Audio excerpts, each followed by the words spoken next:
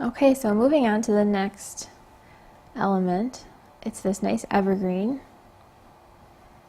And the great thing about this set is that all these look really cool together.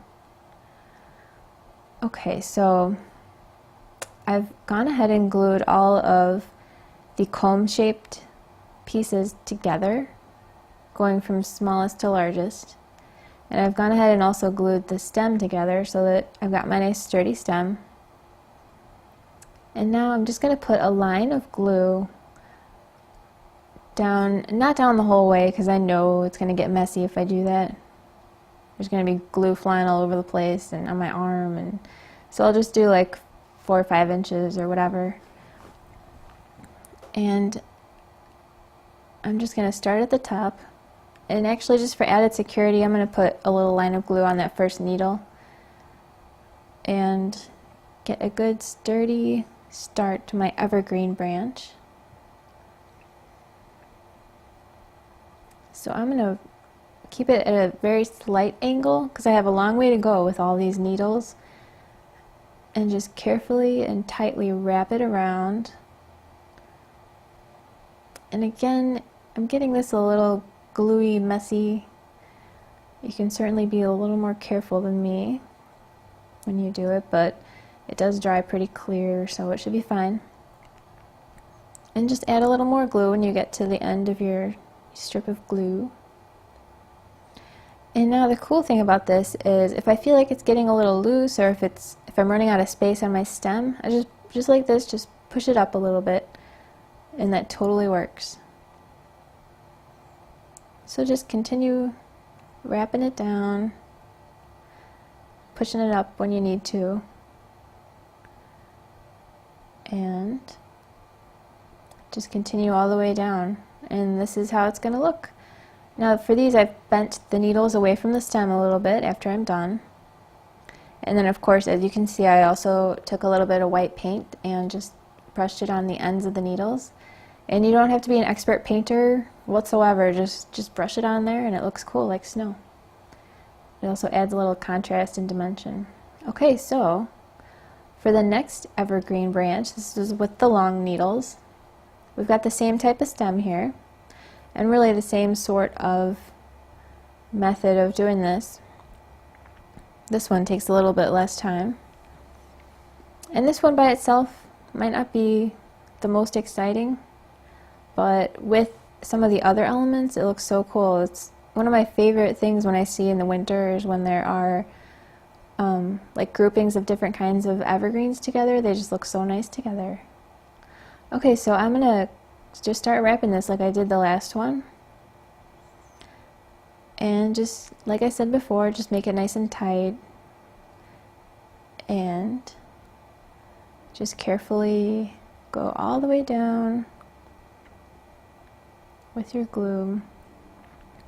Now it would probably be a good idea to have a rag handy so you can kind of get the excess glue off your fingers, because when you're doing this you get a lot of glue on your fingers and you don't want to really rub it all over your project, especially if it's a light color.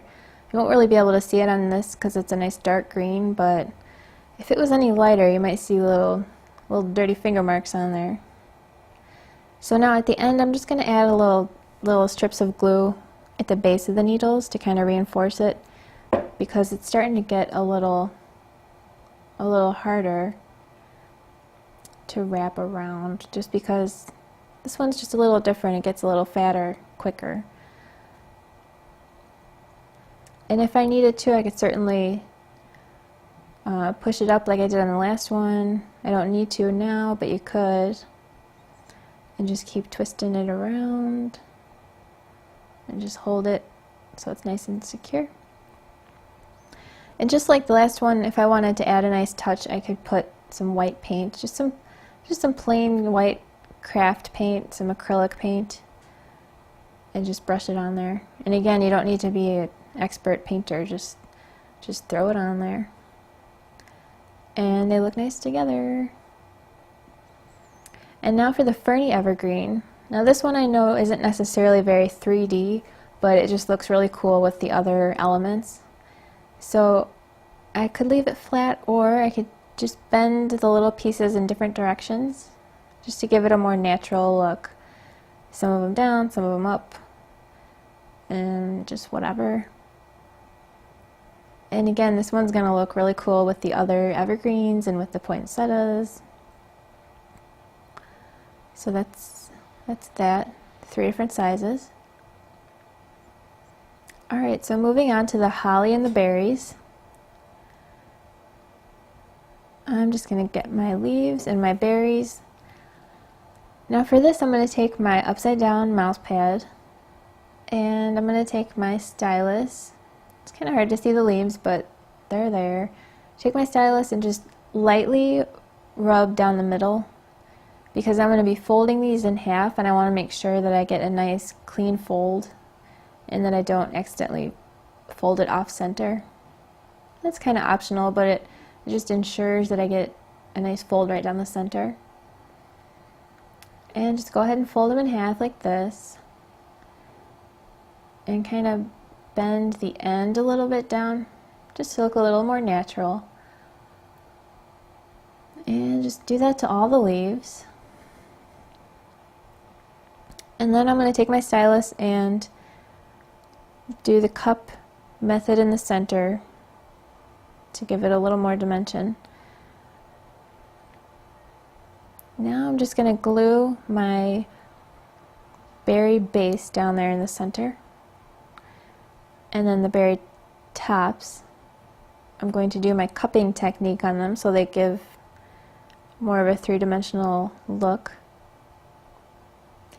Just kind of cups them a little bit. And now I can glue them right on there. I could also use a pop dot underneath them, especially a clear pop dot, not the white one because you might see that too much, but a nice clear one. Or a tiny white one would work. And I'm going to put that in the center. I could also add some bling, some sticky gemstones, and just do that to the others. And right there I would actually put a little, like a dark red marker or even black marker, just put a little dot on each of them to make it look more realistic. Now I'm going to use a lot of glue underneath there because it has to reach up to the top of the berry. And just put them all on there. Now those berries would definitely look cool with a little bit of red glitter, and the leaves would look cool with maybe some green glitter on the edges or something. So there you have it.